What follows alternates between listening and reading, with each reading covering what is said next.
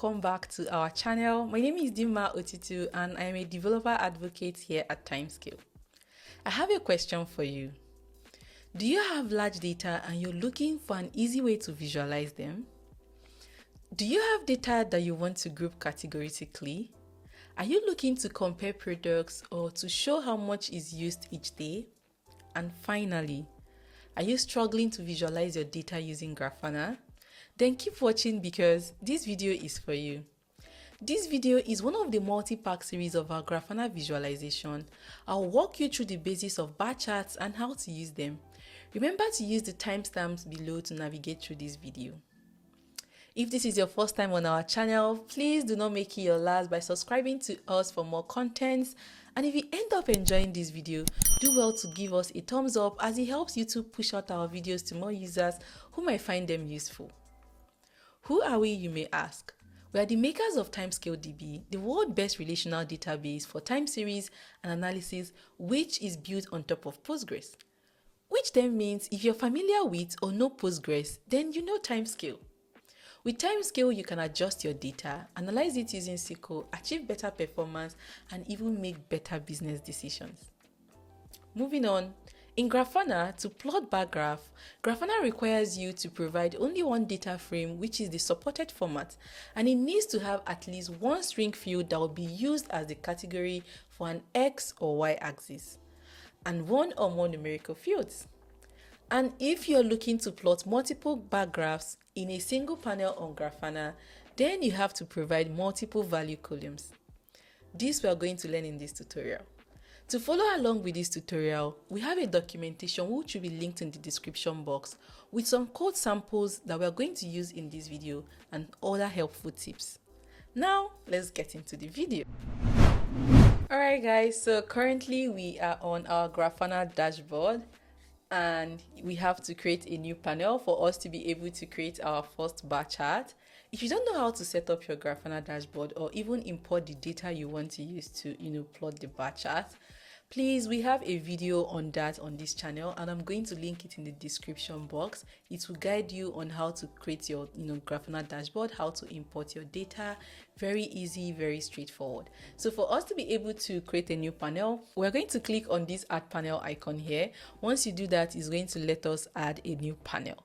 So when you click on add new panel, it's going to show us a time series visualization, which is not what this video is about. We want to plot a bar chart. So we're going to click on this time series drop down here and we're going to select bar chart, which is directly under it. But if yours is very different, you can simply just search bar and then you will see bar chart and we're going to select. So first of all, I'm going to select stocks candlestick as my data source. I know his name's candlestick. Why? Because I did a video on our channel where I showed you how to plot a candlestick on Grafana here. If you want to learn how to do that, be sure to check out the video. It's also going to be linked in the description. So what we're going to do is to click on this icon here to edit the query. So I'm going to switch it up with a different query. If you want to have access to this query, please make sure to check out the documentation. So I'm just going to paste here this query. In this query, we can see here that we're using TimescaleDB time bucket,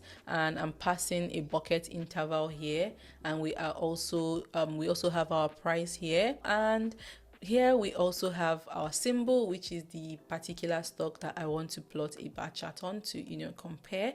And then we have our time, the time greater than, from, and also the time is less than the time to.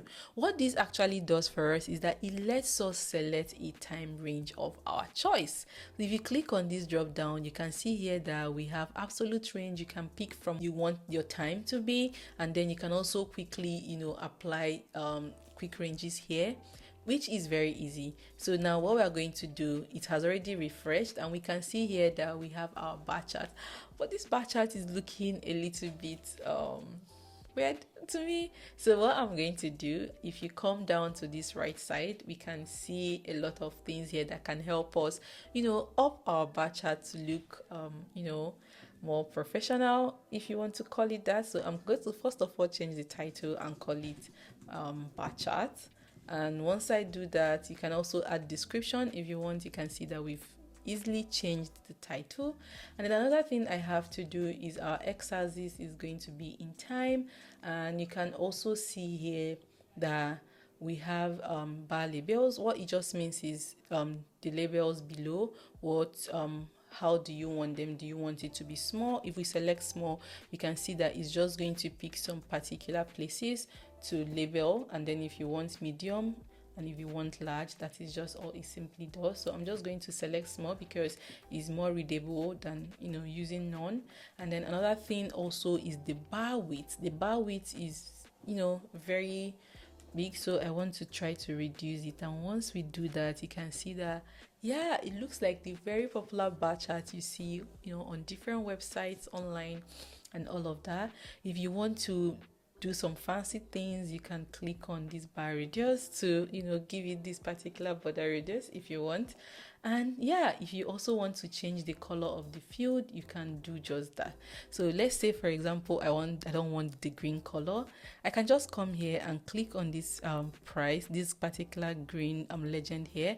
Once I do it, I can easily switch my color to red if I want. I can switch it to blue, depending. Now, if you want to be able to switch this to horizontal, it's very easy. Very, very easy. We have this as the vertical. So for us to switch to horizontal, all we just need to do is to come down to this particular right side where we have our bar chart. And then instead of using auto as the orientation, the default for the auto is usually vertical. We're going to select horizontal. With that, you can see here that we have our horizontal bar chart, and I'll try to see if I can create more space, but it makes it look very tiny because we have a lot of data. And then you can switch this to medium, we can do this to none, but it's not readable, so I'm just going to leave it as small. But this is actually how you do your vertical and horizontal bar chart. Now let's say, for example, we want to add multiple, like we want to see multiple bar charts. Let's say we want to look at Apple, we want to look at Amazon, we want to look at maybe even Google. All we just need to do, first of all, let me move this back to vertical, so I prefer it this way. What we are going to do is to select multiple.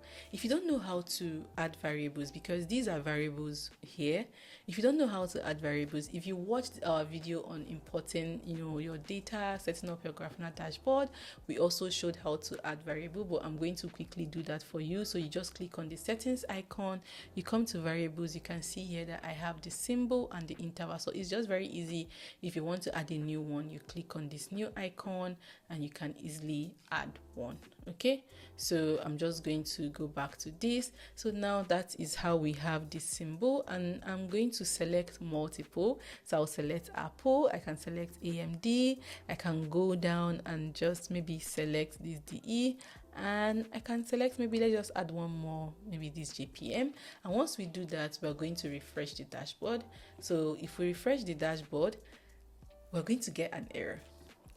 So there's an error where so we're going to get an error. Why? Because this our symbol is only selecting, if you see here, you say where symbol is equal to the symbol variable. So for us to be able to have multiple, we're going to quickly switch this up. Very easy. So we just say where symbol in symbol, and then we're going to put this in a bracket. So if we're able to refresh this, once we refresh this, we're going to find out that it's going to give us our multiple bar chart. So let's wait for it to refresh. Boom, we have our multiple bar chart. You can see how tiny it is, you can see, but this is it. So if you want us to maybe increase the size of this bar chart, I think there is a way to do that. So we're going to increase this. You can see it's increasing. Yeah, so because we have probably multiple, so that's why it's not so big. And then we have our weight. If you try to increase it, you can see here that we have the blue for Apple, we have this yellow here for AMD, and we have this blue again, light blue for DE, and this orange. You can easily change off the color if you want, if we want specific colors so that we can differentiate them. we can easily switch. Maybe this JPM, we want it to be green, we can select green. And this is how you do your multiple bar chart. Another way we can also build this bar chart, apart from the vertical, the horizontal, the multiple, we also have the stacked bar chart. So with this, we are able to, compare different types of data, or in just a single column or a single bar. For us to do that, we're going to quickly switch up our query. Once again, if you want to have access to this query, please make sure to check out the documentation. And this time around in this query, I'm not going to be making use of price. I want us to actually compare the volume, like the traded volume. Right? For us to be able to compare the traded volume, we just have to subtract the maximum of this particular bucket from the previous bucket. And for us to do that, we're going to be making use of this particular one. So we're going to be subtracting using the lag function, and this will give us the particular volume for this bucket. But then it has plotted our graph. Our bar chart is looking very funny. Mostly because for you to get the perfect data for your volume, it just has to be within 1 day, within one traded day. Like, it should not exceed 1 day. If not, you're going to get something that really looks like this. So what we're going to do, we're just going to select a particular day. So we're going to change this up. Maybe we can just pick 14th April and make sure it's 1 day, and then we're going to apply our changes. And once we do that, since it's 1 day, we have to change our bucket interval, and we're going to move it maybe, let's say, for 10 minutes. Let's see what it's going to give us. So once we refresh this, voila, we can see here that we have our data here, but this is not stacked yet, right? So what we're going to do now, we're going to scroll down. For you to be able to get stacked, we're going to go to the right side here where we have stacking. So we're going to go down here. So after our bar levels, after the show values, we're going to see stacking, and you can see here that stacking is off.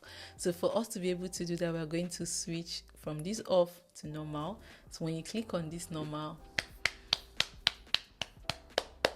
we have what? We have our bar chart. So we have our stacked bar chart. Let's switch this to table view. If you see here, we can see that we have 5 different columns. We have 4 columns that have our numerical data, and then we have our time. So I'm going to switch this back. This is what our stacked bar chart looks like, and this is the traded volume for 14th of April. So this is how you can build your bar chart on Grafana. Really simple, really easy. You can change the color, and yeah, with this you can actually group your data and see which volume was traded more. As you can see here, that let's say for example by 4 p.m. we can see that this green one, which is Apple, has a very high traded volume. Even the one with yellow, which is the AMD, also has a very high traded volume, and the JPM has low traded volume. Even Google is almost very unnoticeable. I can see it is really tiny, but it has a very low traded volume. So this brings us to the end of this video. If you also want to learn other ways to visualize data like I mentioned, be sure to check out our channel, as we have more videos coming out on Grafana visualization. And make sure to give us a thumbs up and also subscribe to our channel for more videos, and I will see you in the next one. Bye.